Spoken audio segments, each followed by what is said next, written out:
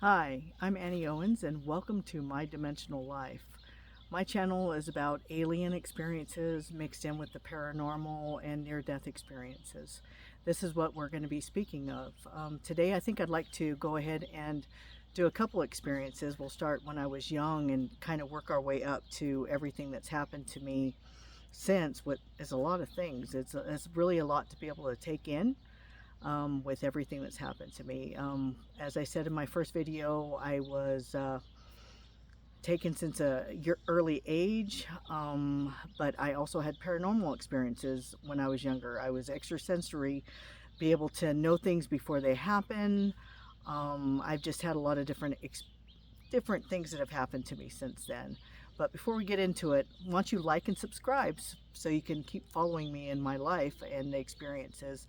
As I said before, I'm just telling you the stories of my life. I'm not a spiritual guru. I'm not going to tell you what to believe. I would proposition you to please pray and meditate on it. Get your own answers for yourself, because all I can tell you is my experiences, and my experiences come to me with the perceptions that I have.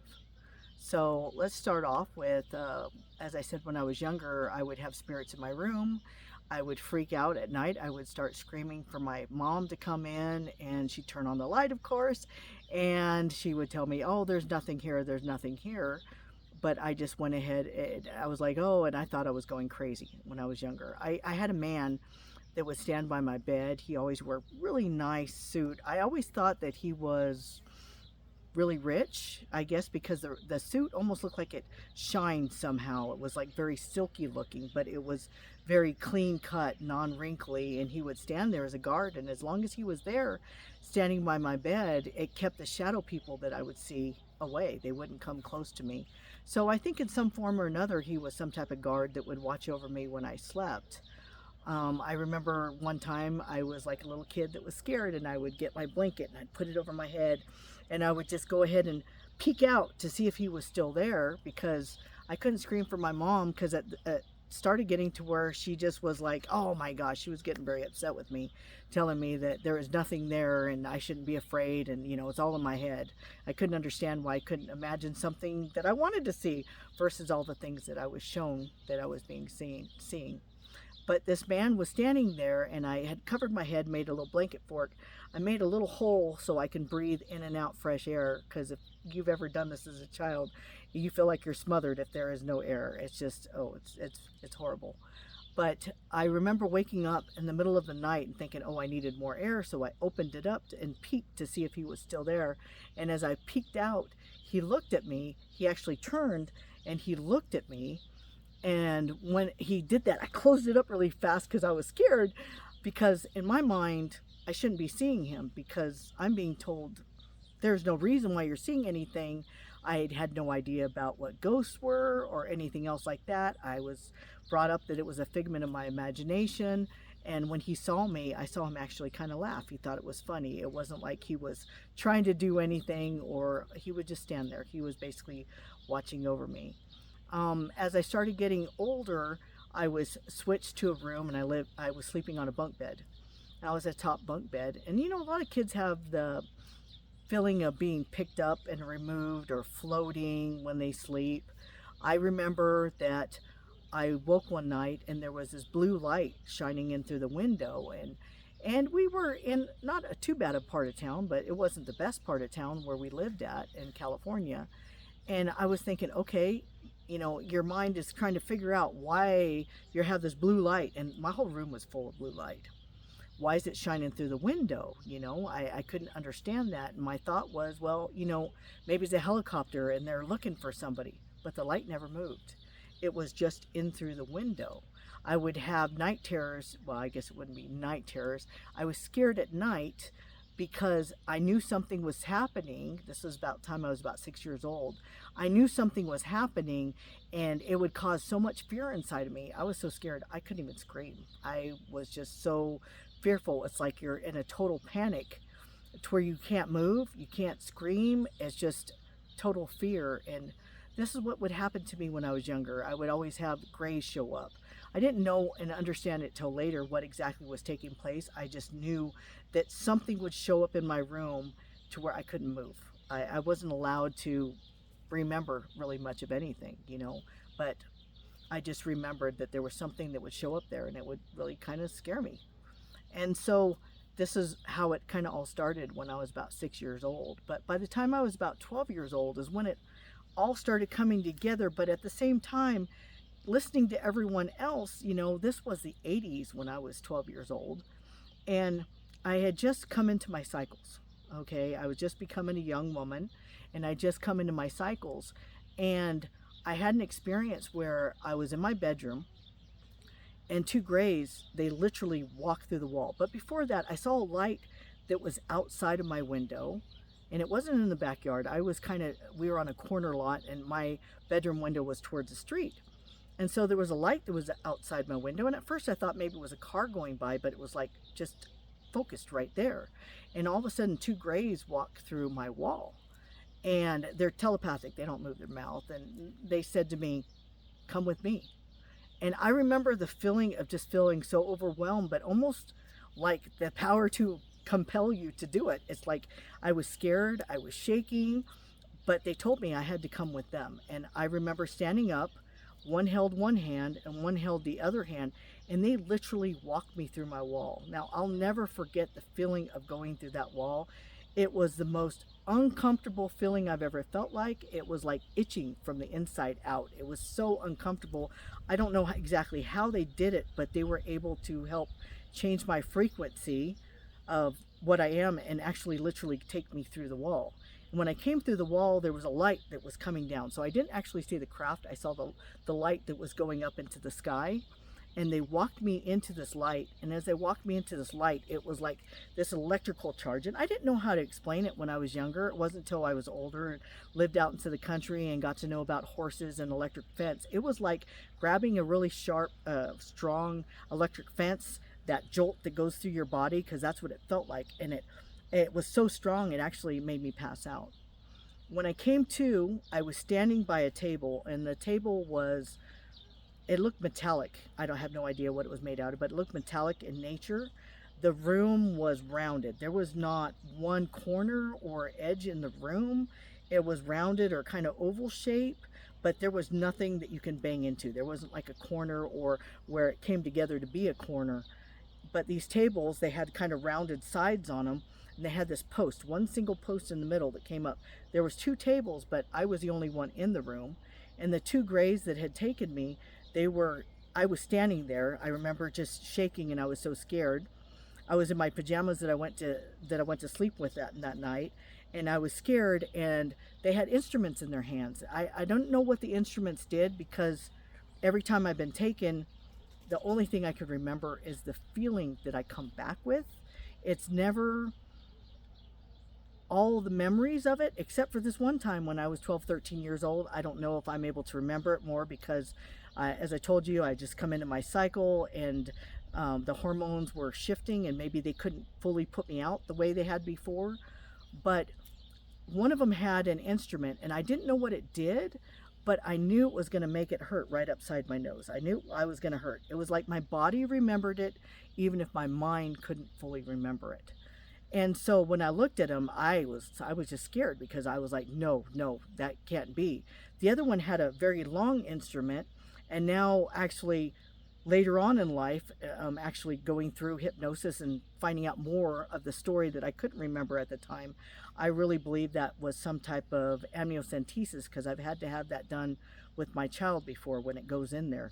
But at the time, the only thing my body remembered was that my nose was really going to hurt. And when I was little, I had an experience. I was probably about between, 6 and 8 years old, and I felt something up my nose, and I knew it wasn't supposed to be there.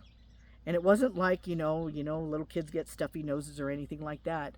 And I remember just getting to the point, I pulled it out, and it was hard. It was black. It was probably about that. It was really small.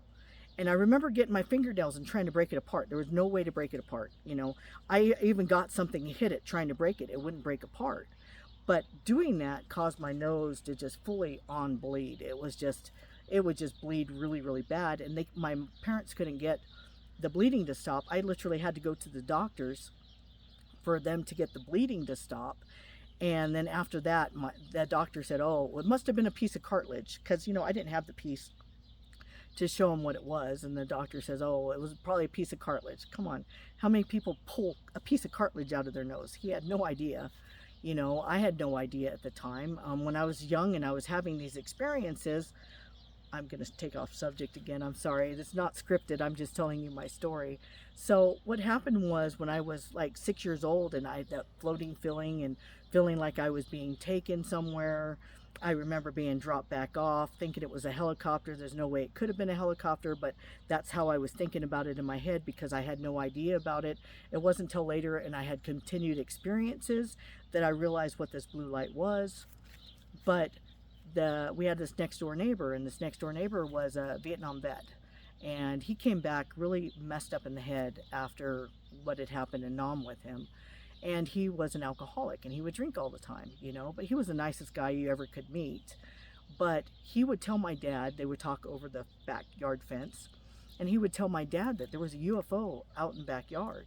And my dad, of course, didn't believe it. He's all, stop making up stories. He'd tell our next door neighbor, he goes, I'm not kidding. I'm not making up stories. And he goes, oh, you were probably just drunk at the time. He goes, no, I was sober at the time. That's why I'm drunk now. It was too much to handle.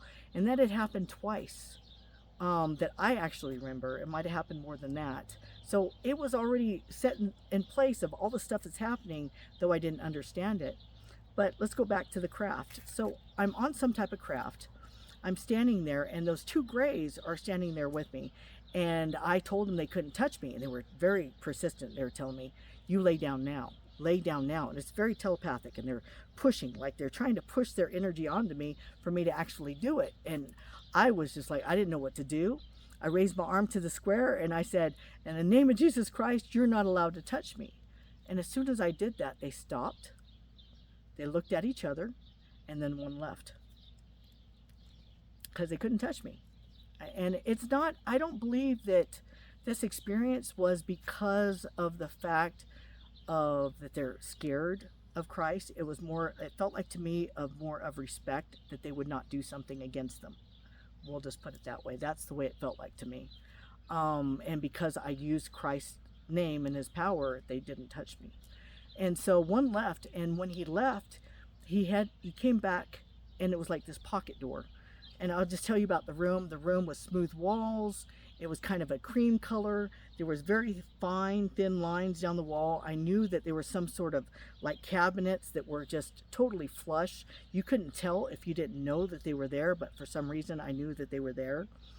And the pocket door opens up, and all of a sudden there's this female standing there, and she's not a small gray. She is a tall, white, but not human looking.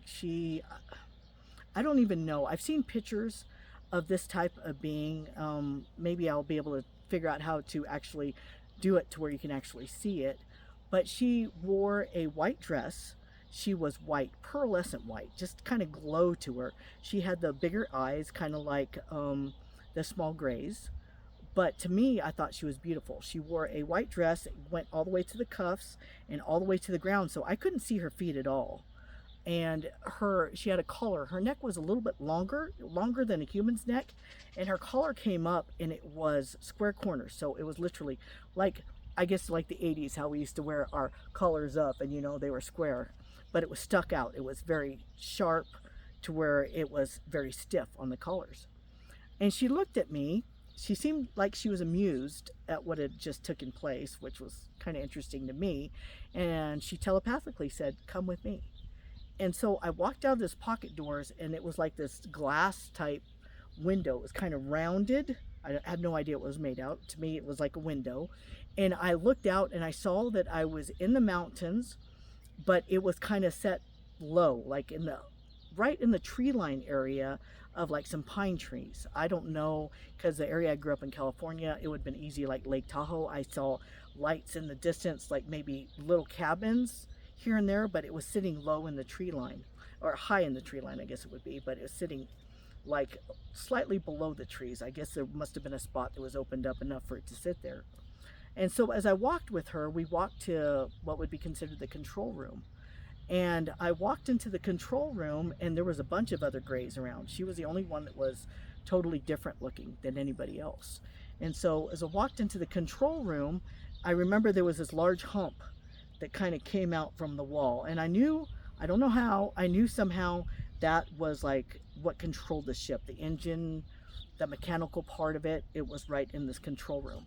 All the grays that were there, they were at these like not really computers. There was a bunch of little buttons, and they stopped and looked at me, and then they just kind of turned away and did their own thing.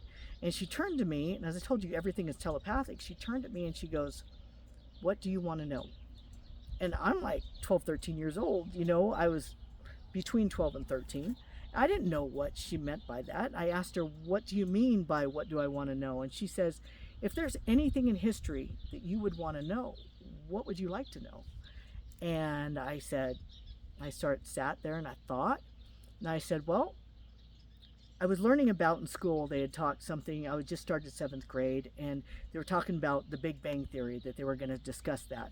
So I know that there was a lot of controversy at the time in the 80s when the Big Bang Theory was coming out. And I said, you know, I want to know how the galaxy was formed. And she goes, okay. So she goes over to this, it was the window that you can see out of, and she literally touched something on the window, and all of a sudden it was like I'm right in the middle of it. I am standing there, and I'm literally watching how the galaxy was coming together. I knew that it had to do all with mathematics, though I didn't understand mathematics so much at the time, but I'm watching it, and I'm watching it form and like coming together. And then we started going through the history of the Earth and the planet and everything that's happened during this time. But I'm like in the middle of it, and I'm literally watching it. And then she told me, she says, it's time to take you back. And I looked at her, so obviously this has happened before, and I said, am I going to be allowed to remember this? And she told me, when it's time, you'll remember. And so when I left, I had the 2 grays that took me back, and they actually put me into bed. And the whole thing was, is I wasn't allowed to take the memory with me, but when I'm shown stuff, I can always, the thing they can't take away is the feeling that it gave me inside. When I came back, I'm 12, 13 years old, and I'm going, all of history is a lie. Everything we've been taught is all a lie. And that's a lot for a 12, 13-year-old to be going through, you know what I mean? Feeling all that, how much it's a lie. And after that, I was taken, between those years, when I was very young, I was taken often enough to where I would literally be taken and brought back and know that I had never slept in my bed. My mom had it set up to where she had a daycare at the house, and she would pay family member or lady that would come in, and she would literally fix the beds and everything, and she would always do square corners. Well, you can't sleep with square corners. You can't even get your feet in there. I hate square corners like that. But anyways, it looks clean, and that was the whole idea of it. And when I would be taken, I would literally be brought back. And I remember one time I was not very happy because those little grays, they think they're funny. They would irritate me. I'm just going to say they would really irritate me. But they would bring me back and find clothes in my closet that I was going to be giving away because it was too small. But somehow they managed to put it on me. And I would come to standing by my closet, wearing clothes that were way too small for me, and trying to figure out how to get it off, literally sometimes tearing it to take it off because it's too small, and looking at my bed and knowing that I never slept on my bed. I remember actually getting my youngest brother and saying, hey, come in here, I want you to see this. And he goes, wow, good job on fixing your bed. I'm like, no, you don't understand. I was brought back, and I told him, and we always try to make it turn into a joke because what do? Back then, nobody believed about all the stuff that's coming out to be true. It's a conspiracy theory, but I'm experiencing this, and I know nothing what I can do about it, so we would always joke about it. But my brother did end up seeing, and I said, look, and I was wearing this clothes. He goes, how did you even get that on? I said, that's the thing, I don't remember getting it on. When I came to, I was standing by my closet. So they would drop me off right before I was supposed to be waking up. But I'm just saying that I went through a lot, and I tried to explain it to my mom, the big experience that I remembered. And my mom, her whole thing was, oh, your bedroom's right next to mine. If you were being taken, I would have heard you, which I know for a fact because of all the things I've gone through whoever's in the household or close by, they make sure that it's like a low hum to where it just literally will knock them out. They won't wake up. I've been taken literally right next to in bed with my husband, and he will not wake up. You can't wake him up. There's no way. And so I do know that now. And then my mother's telling me, oh, there's no way they could have taken you through the wall, you know? And I'm telling her, yes, I was actually taken through the wall. And I told her about the feeling that it made me feel. And now science is proving that I'm being truthful in that. And that if you can change the vibration of something, because we are all energy, you can actually go through things. And that's what they did to me. So I hope that that helps a little bit with the story.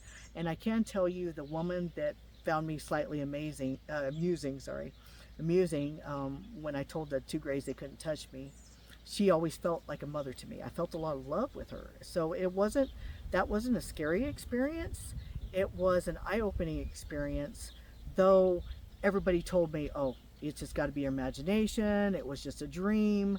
And it wasn't until years later that I started putting all the pieces together with everything that's happened in my life. And that's going to be my story for today. So please do like and subscribe for more stories of my life, my dimensional life. And we will get into that in later episodes. Thank you for sharing with me.